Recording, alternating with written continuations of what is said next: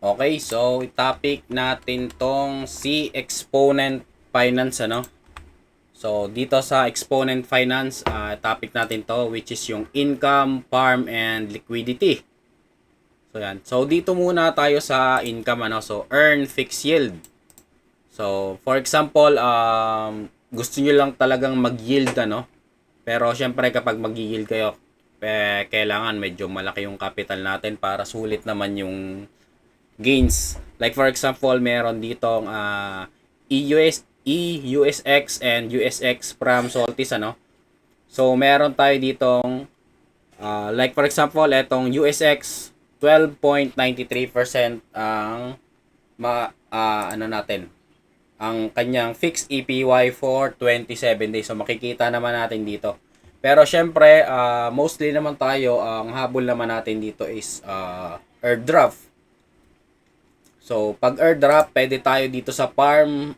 Pwede to sa suitable naman to. Pag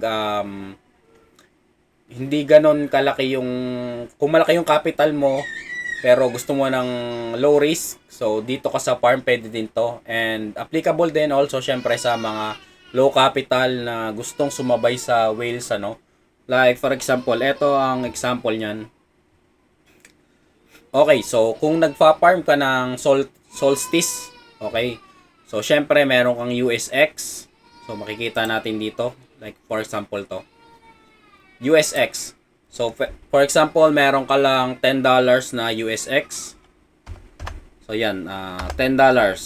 Ito, $10 makikita natin dito. So yung $10 mo is magiging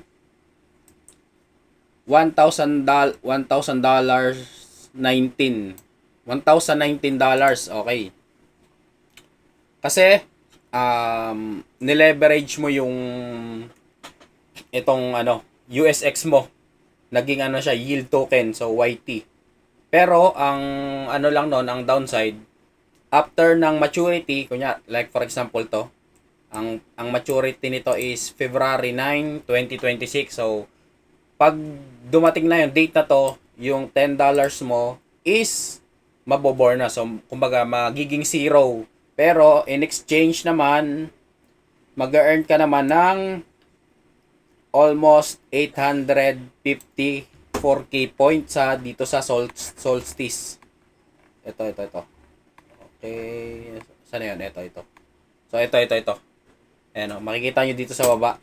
30k points per day yan. And 854. Yes, sir. Ano yun? Yes, sir. Wait lang.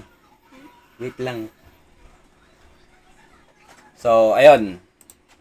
And for example naman, okay, dito sa Onre. So, for example, nagpa-farm ka din ito. Quiet. So, for example, meron ka ditong $10. So, dito naman, hindi siya totally maboborn lahat. Kasi bakit? Meron siyang ma-earn na EPY. So, yung $10 mo after maturity, so ngayon, malapit na January 25.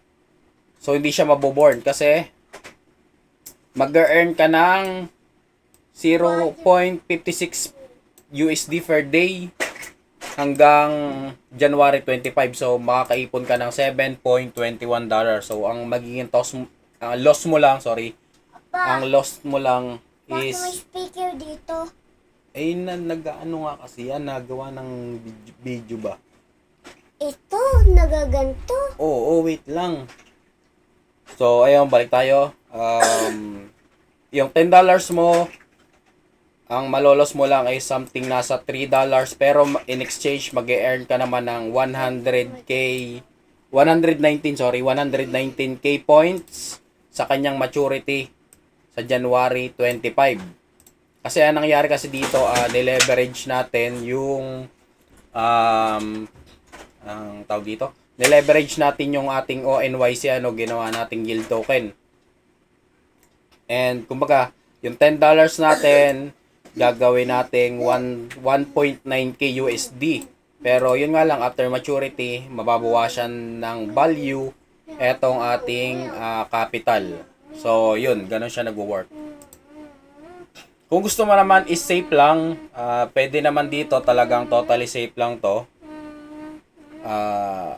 For example, kung anong project na pinapar mo dito, Solstice, Bulksol, ONYC, sa Hilo, yan, Exol sa Hilo. And for example, dito sa Onre, yung kanyang ONYC. Ito yung Onre dollar, basta dollar to eh. So dito, mag-a-add lang kayo ng LP. So dito hindi mabawasan yung capital nyo. Papagamitan ako. And mag-earn kayo ng EPY na 13.76%. So eto siya. So nag-earn ako ng 15k points. And yung na-earn ko na yield is $2.98 pa lang. So yun, pero dito safe naman yung pera nyo.